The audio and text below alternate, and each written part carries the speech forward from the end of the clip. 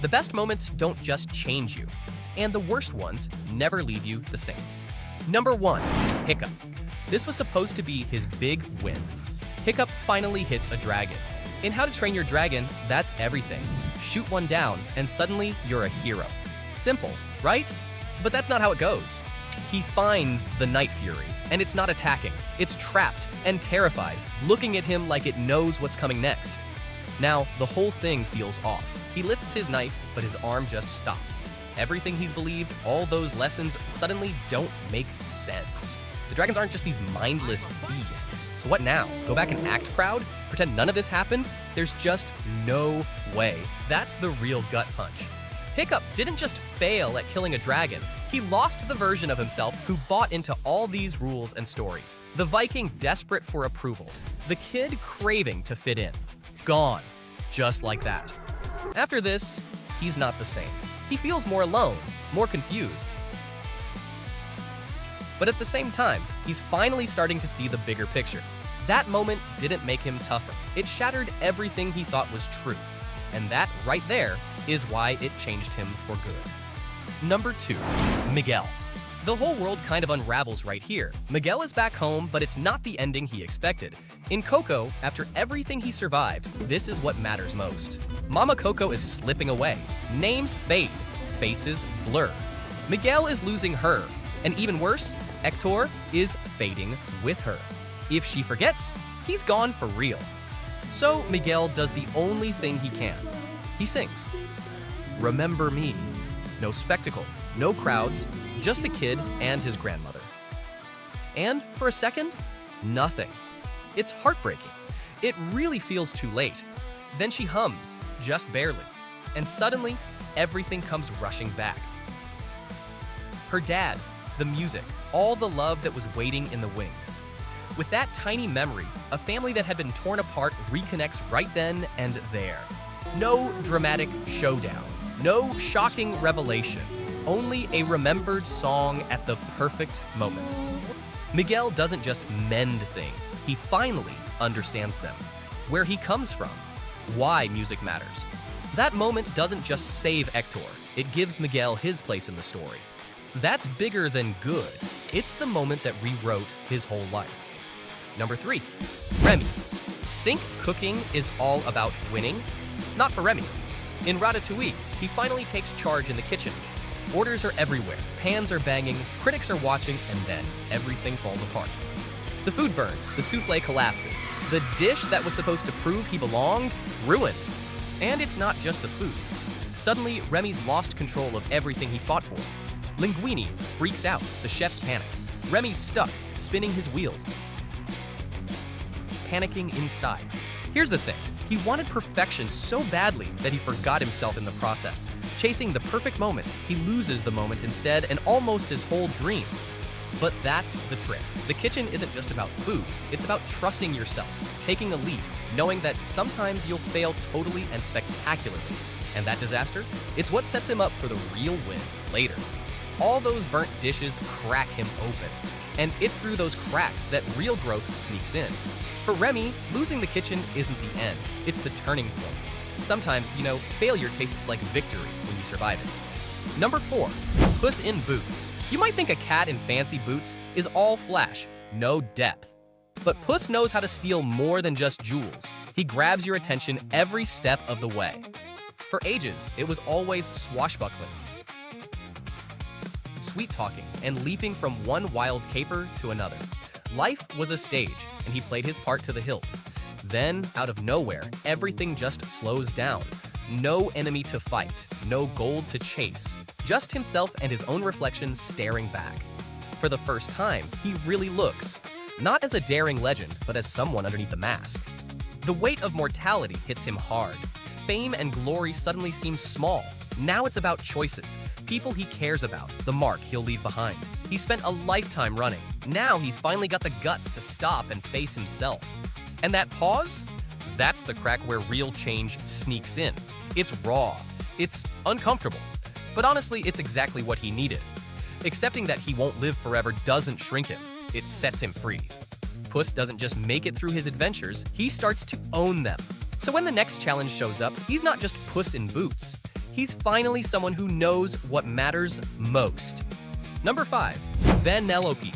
Vanellope had it all until it vanished. The track she once called home now felt cold and alien. Friends who used to cheer her on only gave her nervous glances. Those glitches she once thought were cool, everyone was treating them like problems. She tried everything to fit in, but the more she tried, the more she saw her differences staring back at her. Suddenly, she felt tiny, invisible, not good enough. But that low point, that's where everything flips. Feeling like an outsider isn't the end, it's where you find out what you're really made of. Every eye roll, every blocked door, every joke at her expense just pushes her to toughen up. She can let it break her, or she can flip the script and make her own road. And Vanellope, she's a racer. She finds her own way. That worst moment, turns out it was her starting line. Those glitches, now they're her turbo. The doubts, perfect fuel. When she blasts across that finish line again, it's not because people finally accept her, it's because she finally accepts herself. Number 6. Baymax. Baymax was never just a pile of circuits. He was a gentle tower, always ready with a bandage, programmed to protect and comfort. Then, the world turned dangerous. Hiro didn't just need a patch-up, he needed saving, for real. The stakes shot through the roof. Fire, chaos. Every second mattered. One wrong move, and it was over. But Baymax didn't blink. He made the biggest choice of all. He gave up his own safety, let go completely, so Hiro could make it. Floating high, barely holding together, it would have been so easy to power down and call it quits. But that moment, it changed everything. Baymax turned from machine to hero. Not just a caregiver, but a true friend, brave to the core. He went from following rules to making sacrifices. Baymax's choice saved more than just Hiro's life. It rewired who he was. A robot who could love, a friend who would risk it all, a hero whose heart was built from compassion, not code. When the smoke clears, nobody just sees a machine anymore. They see the real thing, a brand of heroism you can only create by choosing it day after day. Number 7. Anna. Anna tore through the snow, her heart racing. Elsa was missing, terrified, while Arendelle hung in frozen agony. With each step, everything felt heavier. Every breath reminded her what she could lose. And then the gut punch. Hans, the guy she trusted, didn't just turn his back, he revealed his true colors. That betrayal burned. Suddenly, Anna's world, all of it, the castle and the people, hung in the balance. She felt helpless, but she pushed forward anyway. The cold, the pain, even her own doubts. None of it was enough to stop her. Anna didn't freeze up or crumble. She decided to act, not mope. She threw herself into the storm, all to save Elsa. That wasn't just a rescue, it was love at its strongest. No villain or curse came close to breaking that. Everything changed in an instant. Anna wasn't just afraid and reacting anymore. She grew fierce. She went from lost and innocent to someone truly courageous. From needing help to actually being the one who helped. Risking her life wasn't just survival, it was pure bravery. Anna didn't just choose to live, she turned heartbreak into heroism. She didn't just get through the winter, she became its brightest hope. No matter what, she'd keep fighting for her sister. It's just who she is. Number 8. Hiro. Hiro watched his city go up in flames, betrayal, chaos, and loss piling on until he could hardly breathe. Losing his brother felt impossible to move past. For a while, rage was all he had. He thought getting even would fix the hole inside him. Every punch, every blast, all aimed at payback. But it never worked. Nothing filled the emptiness. Then, something shifted. He stopped for a second and saw Baymax there, steady and hopeful. He saw his friends, those kids who needed him.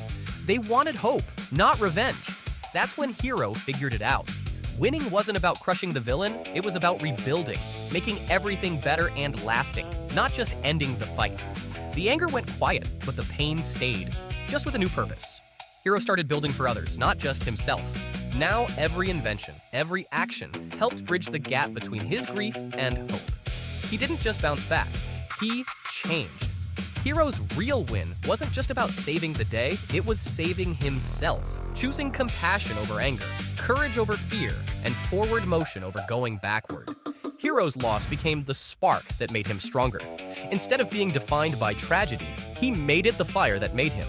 He didn't just survive. He found his own story and finally lived it. The best and worst moments? They're never what they seem. The worst breaks you, the best rebuilds you. And somewhere in between, that's where everything changes forever.